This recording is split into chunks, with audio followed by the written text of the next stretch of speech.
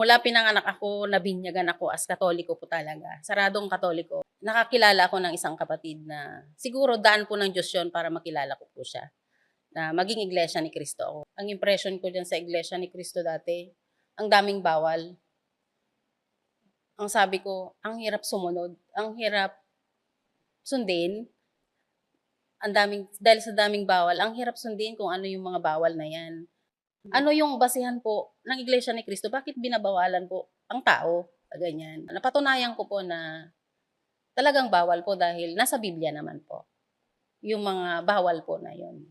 So, ipinaliwanag naman po na talagang sa Biblia, sinabi po ng Diyos talaga na wala naman po yung gano'n. Sa tuwing imbitahan niya po ako sa mga pamamayag, hindi lang po sa pamamayag, minsan po sa pag-aaral po ng mga salita ng Diyos sa Biblia, sumasama po ako. Unti-unti po, nalilinawan po tayo at unti-unti, minamahal natin kung ano yung itinuturo po ng mga aral ng Diyos po. Doon po, unti-unti ko pong nagagawa, nasusunod po yung mga aral ng Diyos na sabing binabawal dati, pero nakikita ko po yung punto na talagang yun po yung utos ng Diyos na dapat sundin po ng isang tao na tulad ko din po. Buksan mo ang iyong puso't isipan sa mga salita ng Diyos, mamahalin mo at susundin mo po. Sa Iglesia ni Cristo, ang batayan po nila sa Biblia, sa mga aral po ng Panginoong Diyos.